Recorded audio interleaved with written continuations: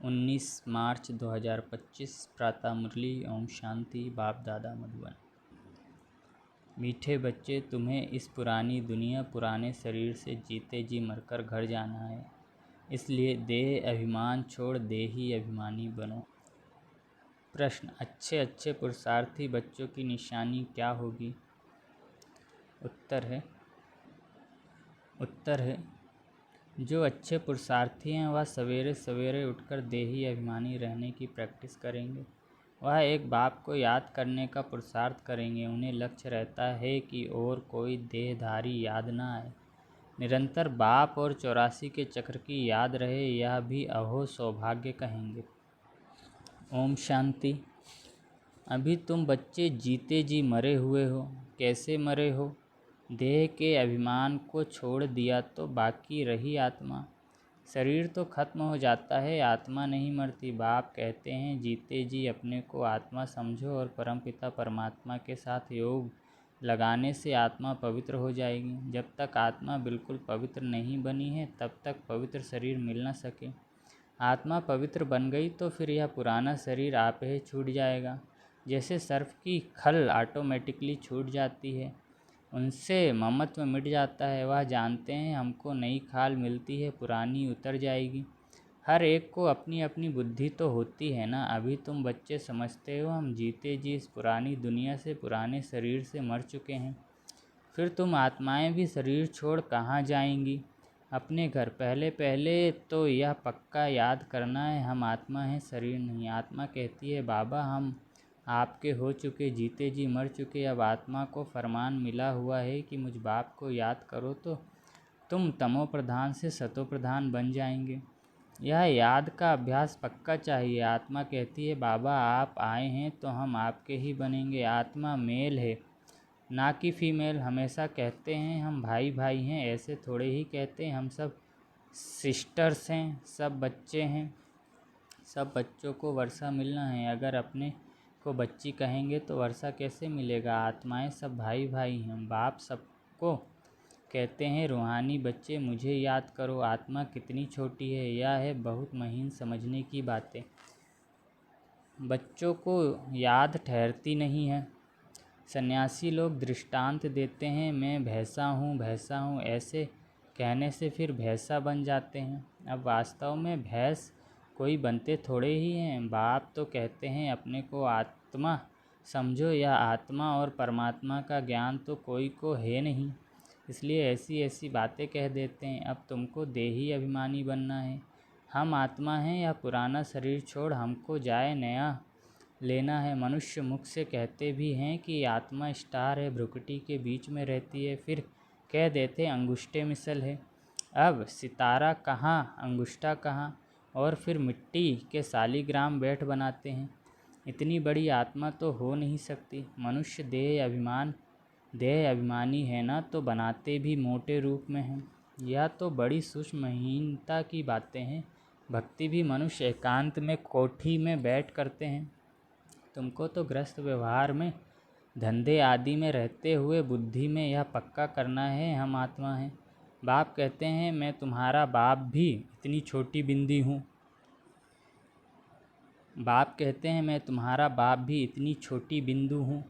ऐसे नहीं कि मैं बड़ा हूँ, मेरे में सारा ज्ञान है। आत्मा और परमात्मा दोनों एक जैसे ही हैं, सिर्फ उनको सुप्रीम कहा जाता है या ड्रामा में नूंद है। बाप कहते हैं मैं तो अमर हूँ, मैं अमर ना होता तो तुमको पावन कैसे बनाऊँ, तुमको स्वीट चिल्ड्रन कैसे कहूँ। आत्मा ही सब कुछ करती है। बाप आकर देही अभिमानी बनाते हैं, इसमें ही मेहनत है। बाप कहते हैं मुझे याद करो और कोई को याद ना करो। योगी तो दुनिया में बहुत है। कन्या की सगाई होती है तो फिर पति के साथ योग लग जाता है।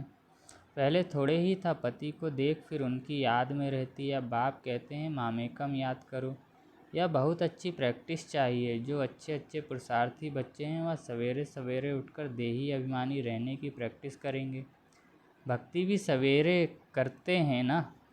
अपने अपने इष्ट देव को याद करते हैं। हनुमान की भी कितनी पूजा करते हैं, लेकिन जानते कुछ भी नहीं। बाप आकर समझाते हैं तुम्हारी बुद्धि बंदर मिसल हो गई है, अब फिर तुम देवता बनते हो। अब यह है पतित तमो प्रधान दुनिया।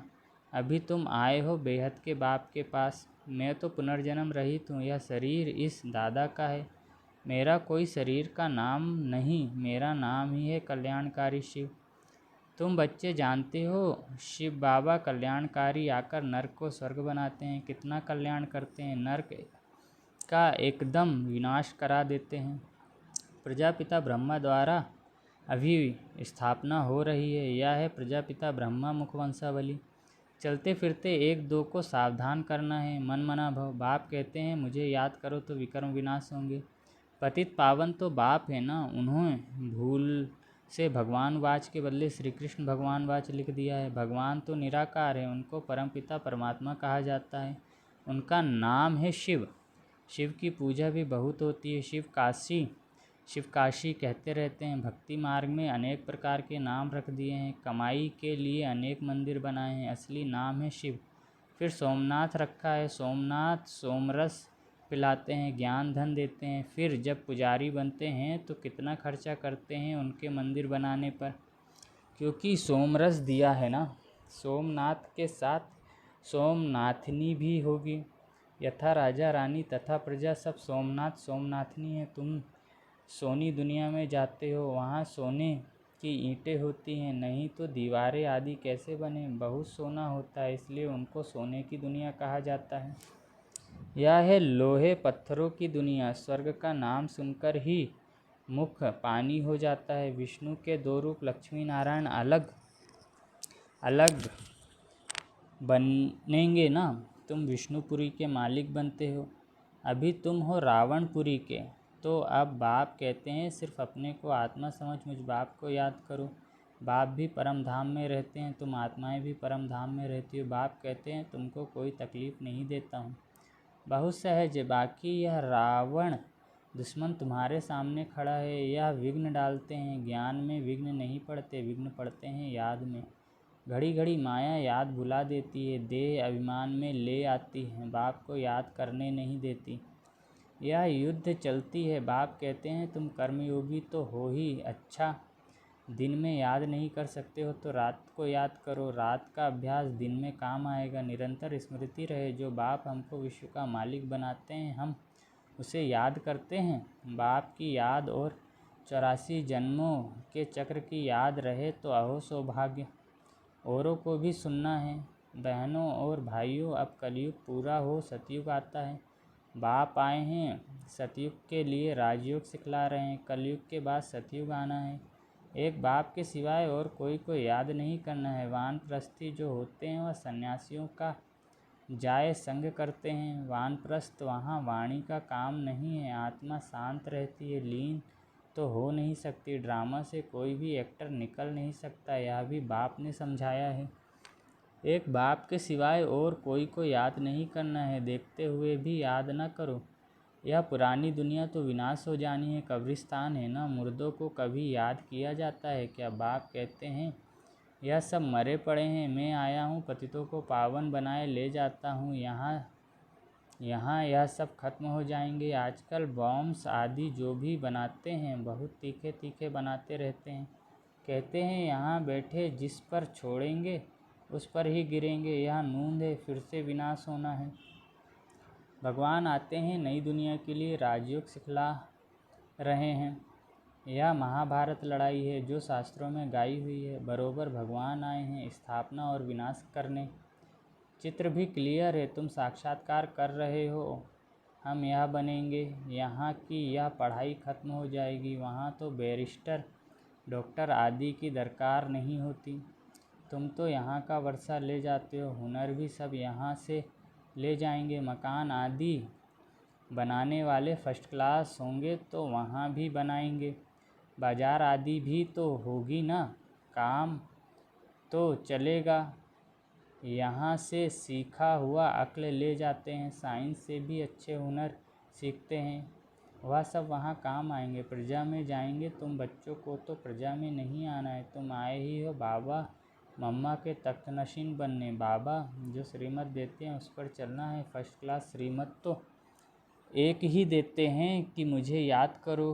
कोई का भाग्य अनायास भी खुल जाता है, कोई कारण निमित्त बन पड़ता है। कुमारियों को भी बाबा कहते हैं शादी तो बर्बादी हो जाएगी, इस गटर में मत गिरो। क्या तुम बाप का नहीं मानेंगी? स्वर्ग की महारानी नहीं बनेंगी? अपने साथ प्रण करना चाहिए कि हम उस दुनिया में कभी नहीं जाएंगे, उस दुनिया को याद भी नहीं करेंगे। शमशान को कभी याद करते हैं क्या? यहाँ तो तुम कहते हो कहाँ यह शरीर छूटे तो हम अपने स्वर्ग में जाएं। अब 84 जन्म पूरे हुए, अब हम अपने घर जाते हैं। औरों को भी यही सुनना है। यह भी समझते हो बाबा बिगड़ सतयुग की राजाई कोई दे नहीं सकते। इस रथ को भी कर्म भोग तो होता है ना। बाप दादा की भी आपस में कभी रूह रिहान चलती है। यह बाबा कहते हैं बाबा आशीर्वाद कर दो, खांसी के लिए कोई दवाई करो या छू मंत्र से उड़ा दो। कहते हैं नहीं, यह तो भोगना ही है। यह तुम्हारा रथ लेता हूँ, उसके एवजे में तो देता ही हूँ, बाकी यह तो तुम्हारा हिसाब किताब है। अंत तक कुछ ना कुछ होता रहेगा। तुम्हें आशीर्वाद करूँ तो सब पर करना पड़े। आज यह बच्ची यहाँ बैठी है, कल ट्रेन में एक्सीडेंट हो जाता, मर पड़ती है। बाबा कहेंगे ड्रामा। ऐसे थोड़े ही कह सकते हैं कि बाबा ने पहले क्यों नहीं बताया। ऐसा कायदा नहीं है। मैं तो आता हूँ पतित से पावन बनाने, यह बतलाने थोड़े ही आया हूँ। यह हिसाब किताब तो तुमको अपना चुकतुक करना है, इसमें आशीर्वाद की बात नहीं। इसके लिए जाओ सन्यासियों के पास। बाबा तो बात ही एक बताते हैं। मुझे बुलाया ही इसलिए है कि हमको आकर नर्क से स्वर्ग में ले जाओ। गाते भी हैं पतित पावन सीताराम, परंतु अर्थ उल्टा निकाल दिया है। फिर राम की बैठ महिमा करते हैं, रघुपति राघव राजा राम। बाप कहते हैं इस भक्ति मार्ग में तुमने कितने पैसे गंवाए हैं। एक गीत भी है ना, क्या कौतुक देखा। देवियों की मूर्तियां बनाए पूजा कर फिर समुद्र में डुबो देते हैं। अब समझ में आता है कितने पैसे बर्बाद करते हैं, फिर भी यह होगा। सतयुग में तो ऐसा काम होता ही नहीं। सेकंड बाई सेकंड की नूंद है। कल्प बाद फिर यही बात रिपीट होगी। ड्रामा को बड़ा अच्छी रीति समझना चाहिए। अच्छा कोई जास्ती नहीं याद कर सकते हैं तो बाप कहते हैं सिर्फ अल्फ और बे। बाप और बादशाही को याद करो। अंदर में यही धुन लगा दो कि हम आत्मा कैसे 84 का चक्र लगा कर आई हैं। चित्रों पर समझाओ, बहुत सहज है। यह है रूहानी बच्चों से रूह रिहान। बाप रूह रिहान करते ही हैं बच्चों से, और कोई से तो कर न सकें। बाप कहते हैं अपने को आत्मा समझो, आत्मा ही सब कुछ करती है। बाप याद दिलाते हैं तुमने 84 जन्म लिए हैं, मनुष्य ही बने हैं। जैसे बाप ऑर्डिनेंस निकालते हैं कि विकार में नहीं जाना है, ऐसे यह भी ऑर्डिनेंस निकालते हैं कि किसको रोना नहीं है। सतयुग त्रेता में कभी कोई रोते नहीं, छोटे बच्चे भी नहीं रोते, रोने का हुक्म नहीं। वह है ही हर्षित रहने की दुनिया, उसकी प्रैक्टिस सारी यहाँ करनी है। अच्छा मीठे मीठे सिकलदे बच्चों प्रति माता पिता बाप दादा का याद प्यार और गुड मॉर्निंग। रूहानी बाप की रूहानी बच्चों को नमस्ते।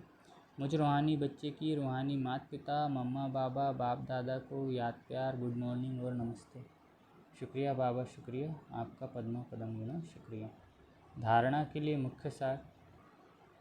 पहला है बाप से आशीर्वाद मांगने के बजाय याद की यात्रा से अपना सब हिसाब चुकतू करना है, पावन बनने का पुरुषार्थ करना है, इस ड्रामा को यथार्थ रीति समझना है। दूसरा है इस पुरानी दुनिया को देखते हुए भी याद नहीं करना है, कर्मयोगी बनना है, सदा हर्षित रहने का अभ्यास करना है, कभी भी रोना नहीं है। वरदान है प्रवृत्ति में रहते मेरेपन का त्याग करने वाले सच्चे ट्रस्टी मायाजीत भव। जैसे गंदगी में कीड़े पैदा होते हैं, वैसे ही जब मेरापन आता है तो माया का जन्म होता है। माया जीत बनने का सहज तरीका है स्वयं को सदा ट्रस्टी समझो। ब्रह्मा कुमार माना ट्रस्टी। ट्रस्टी की किसी में भी अटैचमेंट नहीं होती, क्योंकि उनमें मेरापन नहीं होता। गृहस्थी समझेंगे तो माया आएगी और ट्रस्टी समझेंगे तो माया भाग जाएगी। इसलिए न्यारे होकर फिर प्रवृत्ति के कार्य में आओ तो माया प्रूफ रहेंगे। स्लोगन, जहाँ अभिमान होता है वहाँ अपमान की फीलिंग ज़रूर आती है। अच्छा, ओम शांति।